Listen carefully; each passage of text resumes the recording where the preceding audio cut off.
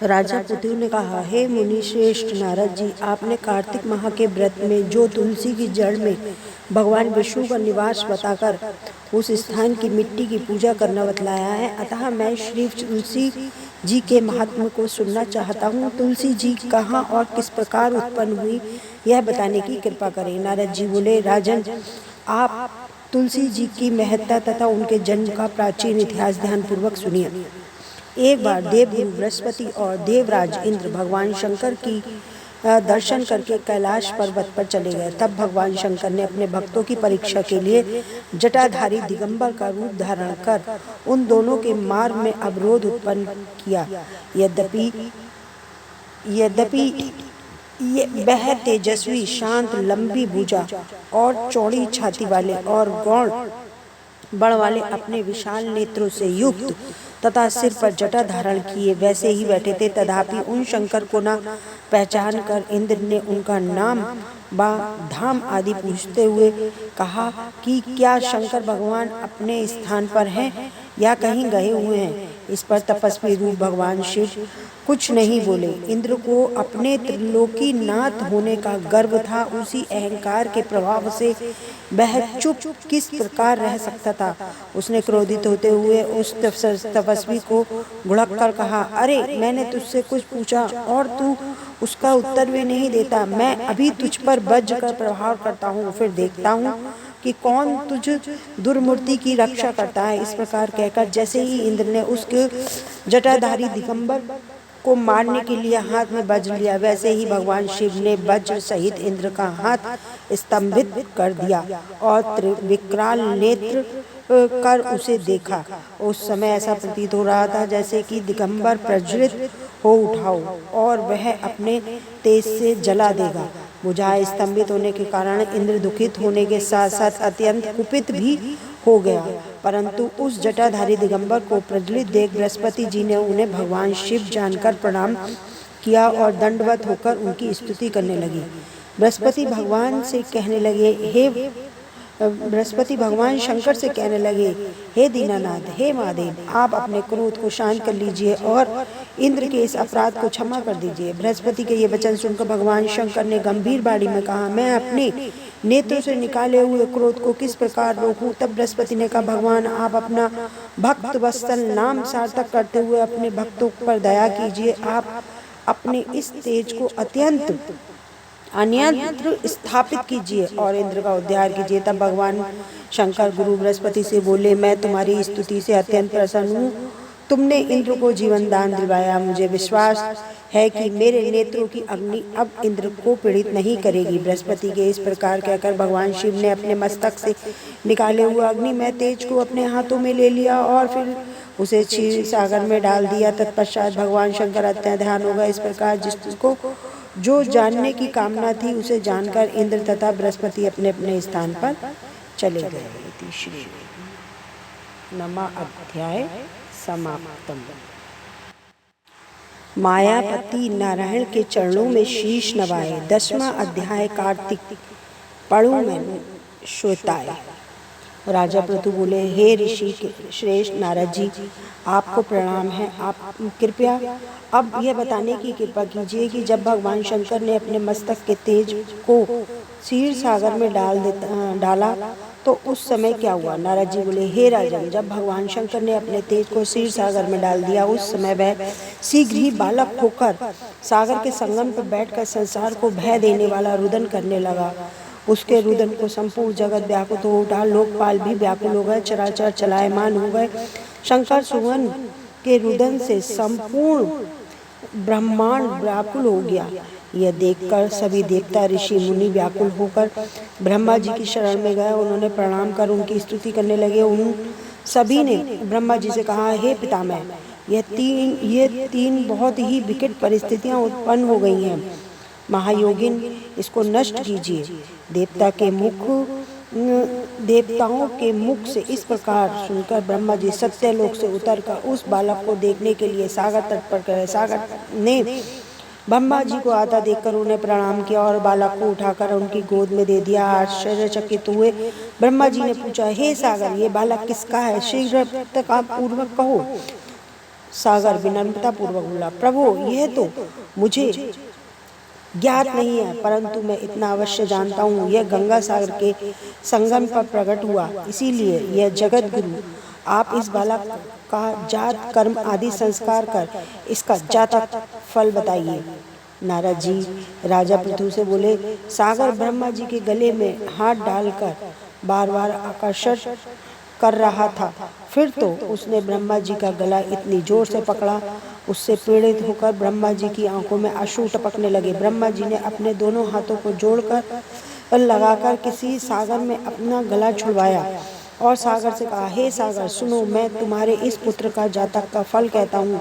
मेरे नेत्रों से जो ये जल निकला, इसके कारण इसका नाम जलंधर होगा। उत्पन्न होते ही यह तरुणावस्था को प्राप्त हो गया, इसीलिए इसे शास्त्रों का परगामी, महापराक्रमी, महावीर, बलशाली, महायोद्धा और रण में विजय प्राप्त करने वाला होगा। यह बालक सभी दैत्यों का अधिपति होगा। यह किसी से भी पराजित न होने वाला तथा भगवान विष्णु को भी जीतने वाला होगा। भगवान शंकर को छोड़कर सबसे अवैध होगा। जहाँ इसकी उत्पत्ति हुई है यह वहीं जाएगा। इसकी पत्नी बड़ी पतिव्रता, सौभाग्यशालिनी, सर्वांग सुंदरी, परम मनोहर, मधुर वाणी बोलने वाली तथा शीलवान होगी। संसार में इस प्रकार कहकर, सागर से इस प्रकार कहकर ब्रह्मा जी ने शुक्राचार्य को बुलाया और उनके हाथों से बालक का राज्याभिषेक कराकर स्वयं अंतर्धान हो गए। बालक को देखकर सागर की प्रसन्नता की सीमा न रही, वह हर्षित मन से घर आ गया। फिर सागर ने उस बालक का लालन पालन कर उसे पुष्ट किया। फिर काल नेमि नामक असुर को बुलाकर वृंदा नामक कन्या से विधि पूर्वक उसका विवाह करा दिया। उस विवाह में बहुत बड़ा उत्सव हुआ। श्री शुक्राचार्य के प्रभाव से पत्नी शरीर जलंधर देवताओं के राजा हो गए। इति श्री 10वां अध्याय समाप्त। एक बार सागर पुत्र जलंधर अपनी पत्नी वृंदा सहित असुरों से सम्मानित हुआ सभा में बैठा था, तभी गुरु शुक्राचार्य का वहां आगमन हुआ। उनके तेज से सभी दिशाएं प्रकाशित हो गईं।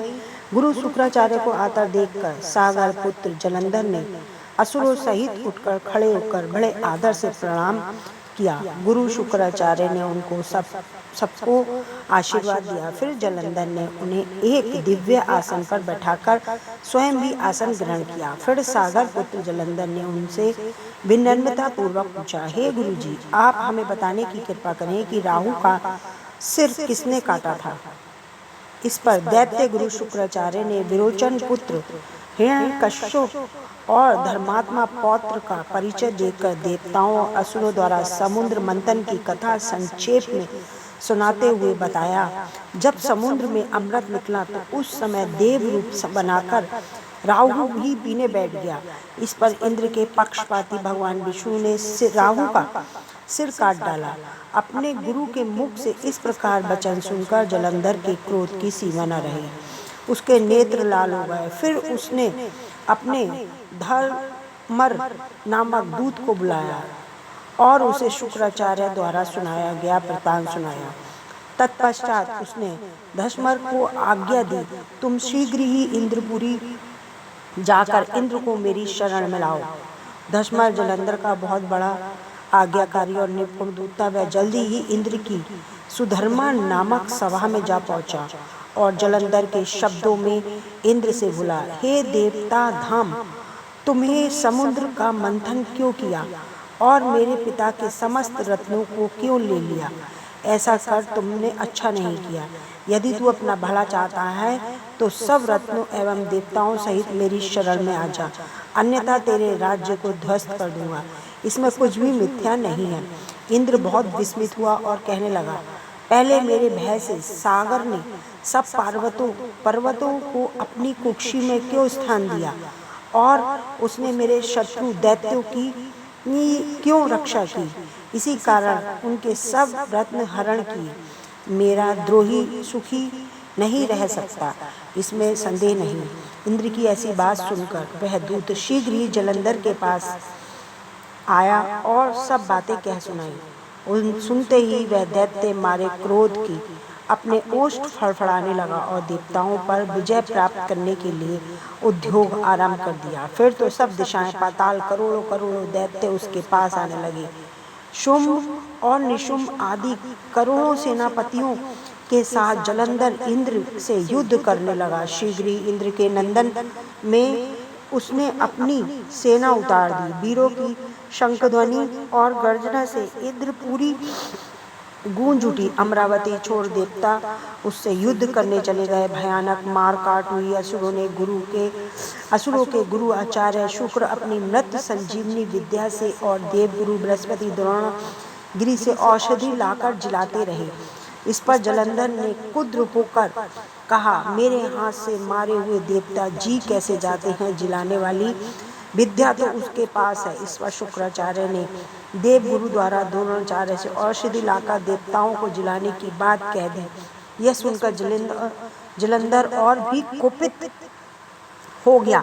फिर शुक्राचार्य से ने कहा, यदि शक्ति हो तो द्रोणगिरि को उखाड़कर समुद्र में फेंक दो, तब मेरे कथन की सत्यता प्रमाणित हो जाएगी। इस पर जलंधर कुपित होकर जल्दी ही द्रोणगिरि पर्वत के पास पहुंचा और अपनी भुजाओं से पकड़कर द्रोणगिरि पर्वत को उखाड़कर समुद्र में फेंक दिया। यह तो भगवान शंकर का तेज था, इसमें जलंधर की कोई विचित्रता नहीं थी। तत्पश्चात यह सागर पुत्र युद्ध भूमि में आकर बड़े तीव्र से गति से देवताओं का संहार करने लगा। जब द्रोणाचार्य ने औषधि लेने गए तब द्रोणाचार्य को उखड़ा हुआ शून्य पाया। वह भयभीत देवताओं के पास आए और कहा, युद्ध बंद कर दो, जलंधर को अब नहीं जीत सकोगे। पहले इंद्र ने शिवजी का अपमान किया था। यह सुन सेवता युद्ध जय की आशा त्याग के दौड़ भाग गए। सिंधु सुत निर्भय हो अमरावती में घुस गए। इंद्र आदि देवताओं ने गुफाओं में शरण ली।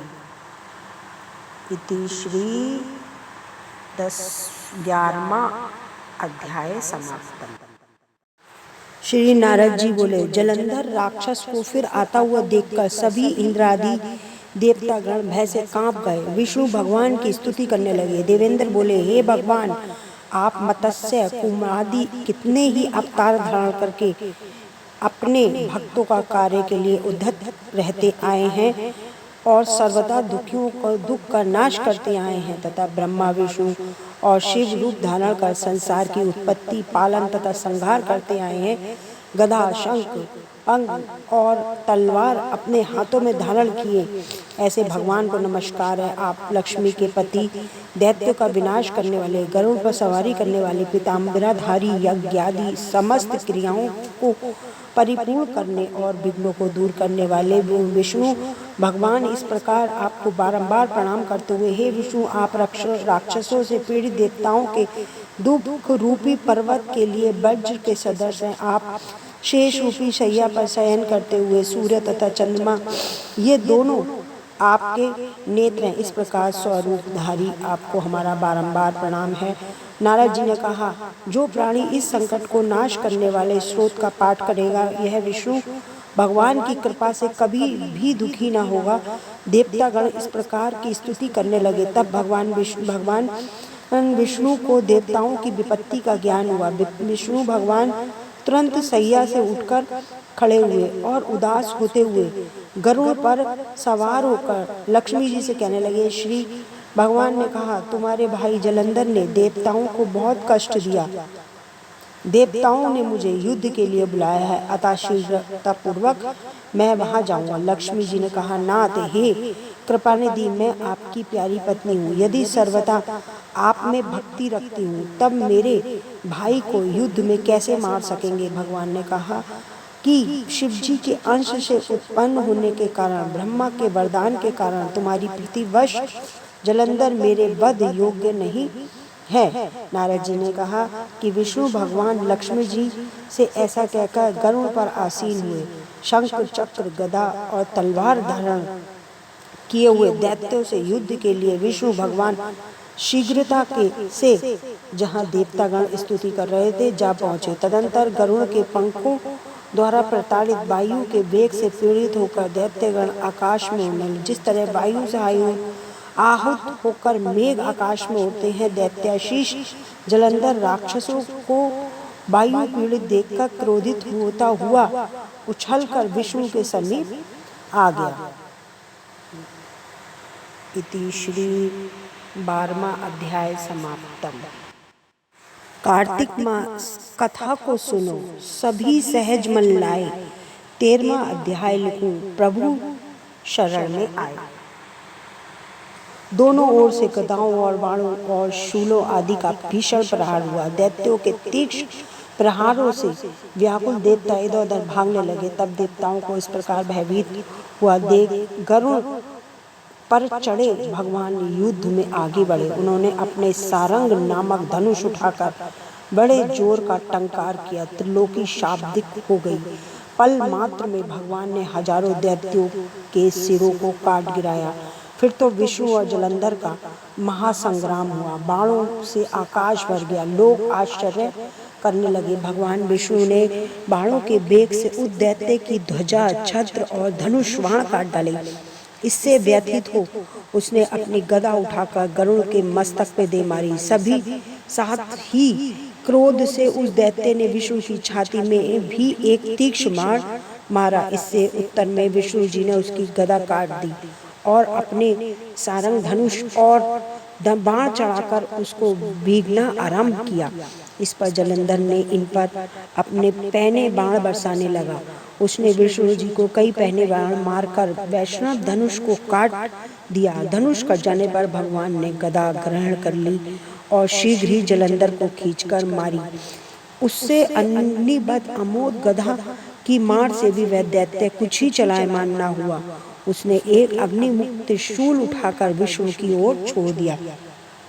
विष्णु ने शिव के चरणों का स्मरण कर नंदन नामक त्रिशूल से उसको भेद दिया। जलंधर ने झपटकर विष्णु की छाती पे एक जोर का मुष्टिका मारा।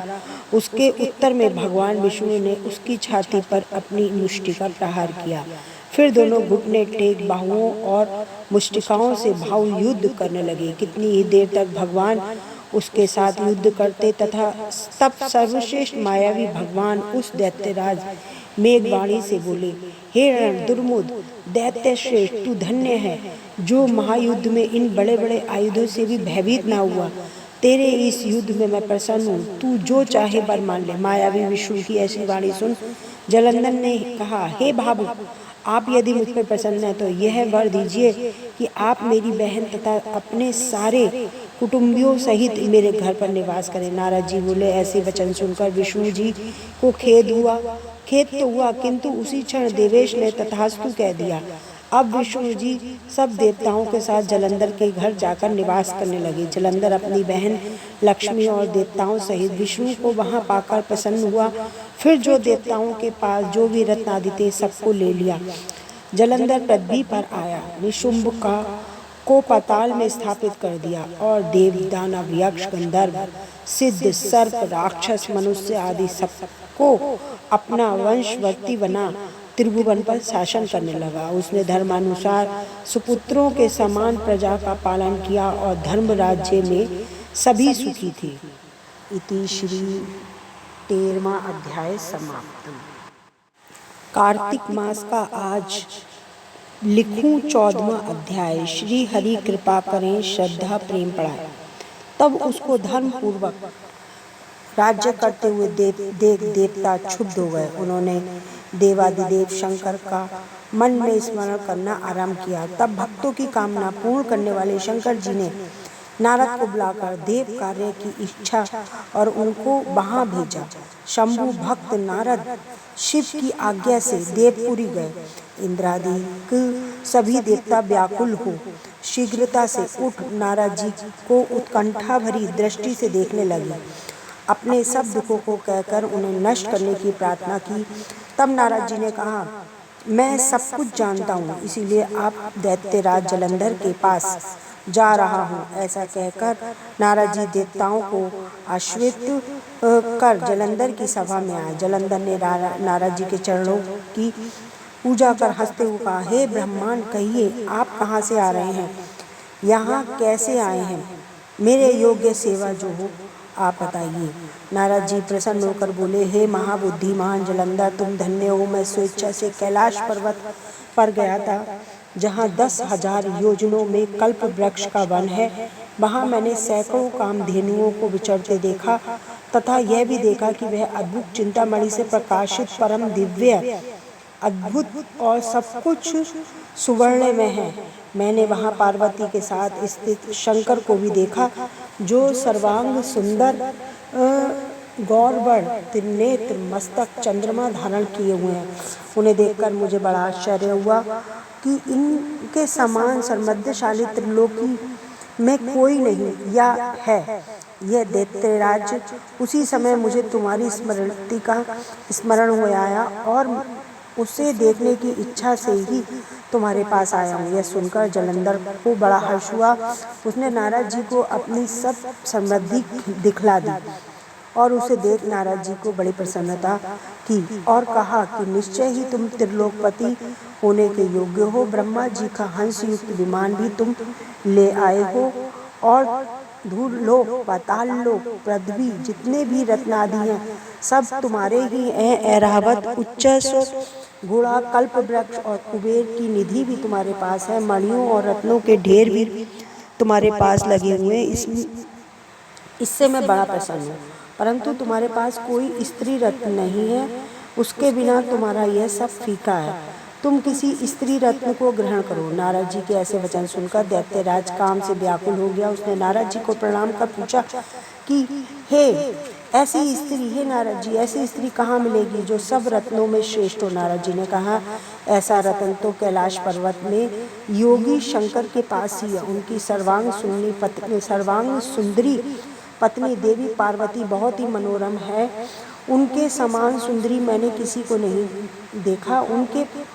उनके उस रत्न की उपमा तीनों लोकों में नहीं है। देवर्षि उस दैत्य से ऐसा कहकर देव कार्य करने की इच्छा से आकाश में चले गए। इति श्री 14वां अध्याय समाप्त। श्री विष्णु भगवान की कृपा हो सब पर अपरंपार। कार्तिक मास का कमल करे 15वां विस्तार। राजा पृथु ने नारद जी से पूछा, हे मुनि श्रेष्ठ, तब दैत्यराज ने क्या किया, वह सब मुझे विस्तार पूर्वक सुनाइए। नारद जी बोले, मेरे नारद जी के चले जाने के बाद जलंधर ने अपने राहु नामक दूत को बुलाकर आज्ञा दी कि कैलाश पर एक जटाधारी शंभु योगी रहता, उससे सर्वांग सुंदरी भार्या को मेरे लिए मांग के लाओ। तब दूत शिव के स्थान में पहुंचा, परंतु नंदी ने उन्हें भीतर सभा में जाने से रोक दिया, किंतु अपनी उग्रता से शिव की सभा में चला ही गया। शिव के आगे बैठकर दैत्यराज का संदेश कह सुनाया। उस राहु नामक दूत के ऐसा कहते ही भगवान शूलपति के आगे पृथ्वी फोड़कर एक भयानक शब्द वाला पुरुष प्रकट हो गया, जिसका सिंह के समान मुख था। वह नरसिंही ही राहु को खाने चला। राहु बड़े जोर से भागा, परंतु उस पुरुष ने उसे पकड़ लिया। उसने शिवजी की शरण में ले अपनी रक्षा मांगी। शिवजी ने उस पुरुष से राहु को छोड़ देने को कहा, परंतु उसने कहा, मुझे बड़ी जोर की भूख लगी है, मैं क्या खाऊं। महेश्वर ने कहा, यदि भूख लगी है तुम शीघ्र ही अपने हाथ और अपने पैरों का मांस का भक्षण कर लो। और उसने वैसा ही किया। अब केवल उसका सिर शेष मात्र रह गया।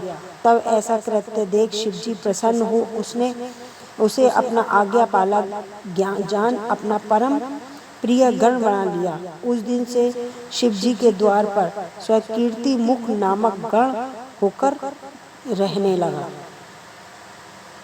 इति श्री 15वां अध्याय समाप्त। सुनो लगाकर मन सभी, संकट सब मिट जाएं, कार्तिक महात्मा का कमल पढ़ो 16 अध्याय। राजा पृथु ने कहा, नारद जी, ये तो अब आपने भगवान शिव की बड़ी विचित्र कथा सुनाई। अब कृपा करके आप ये बताइए कि उस समय राहु उस पुरुष से छूटकर कहाँ गया। नारद जी बोले, उसने छूटने पर वह दूत बर्वर नाम से विख्यात हो गया और अपना नया जन्म पाकर धीरे धीरे जलंधर के पास गया। वहां जाकर उसने शंकर की सब चेष्टा कही। उसे सुन दैत्यराज ने सब दैत्यों की सेना द्वारा आज्ञा दी कि काल नेमी और शुम्भ निशुम्भ आदि सभी महाबली दैत्य तैयार होने लगे। एक से एक महाबली दैत्य करोड़ों की करोड़ों संख्या में निकल युद्ध के लिए जुट पड़े। महाप्रतापी सिंधु पुत्र शिवजी ने शुद्ध युद्ध करने के लिए निकल पड़ा। आकाश में मेघ छा गए और बहुत अपशगुन होने लगे। शुक्राचार्य और कटे सिर वाला राहु सामने आ गया। उसी समय जलंधर का मुकुट खिसक गया, परंतु वह नहीं रुका। उधर इंद्राधिक सब देवताओं ने कैलाश पर शिवजी के पास पहुंचकर सब वृत्तांत सुनाया और यह भी कहा कि आपने जलंधर से युद्ध करने के लिए भगवान विष्णु को भेजा था, वह उसके वंशवृत्ति हो गए और विष्णु जी लक्ष्मी जी सहित जलंधर के अधीन हो उनके घर में निवास करते हैं। अब देवताओं को भी वहीं रहना पड़ता है। अब वह बलि सागर पुत्र आपसे युद्ध करने आ रहा है, अतएव आप उसे मारकर हमारी रक्षा कीजिए।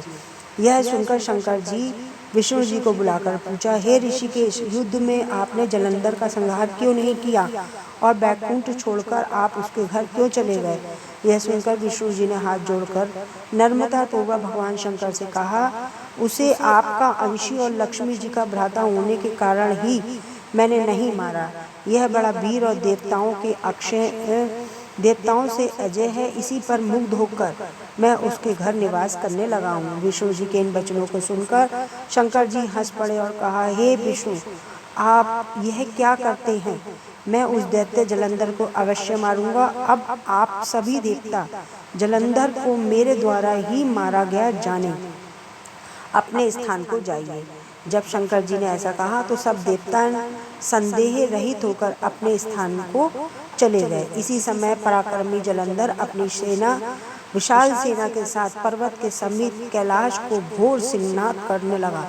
दैत्यों के नाद और कोलाहल को सुनकर शिवजी ने नंदी आदि गणों को उससे युद्ध करने की आज्ञा प्रदान की। कैलाश के समीप भीषण युद्ध होने लगा। दैत्यों अनेक प्रकार के अस्त्र शस्त्र बरसाने लगे। भेरी, मृदंग, शंख और वीरों तथा हाथी और घोड़ों रथों के शब्दों से शाब्दिक हो पृथ्वी कांपने लगी। युद्ध में कटकर मरे हुए हाथी, घोड़े और पैदलों का पहाड़ लग गया। रक्त मांस का कीचड़ उत्पन्न हो गया।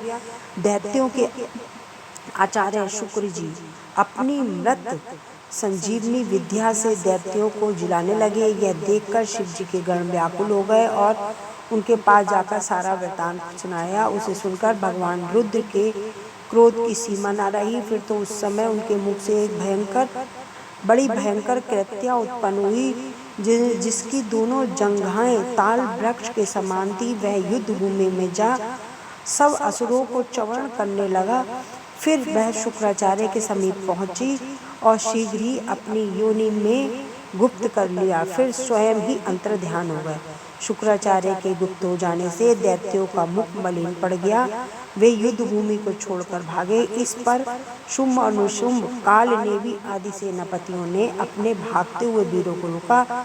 शिवजी के नंदी आदि गणों ने भी, जिसमें गणेश और स्वामी कार्तिकेय भी थे, दैत्यों से भीषण युद्ध आरंभ कर दिया। इति श्री 15वां अध्यायो समाप्त।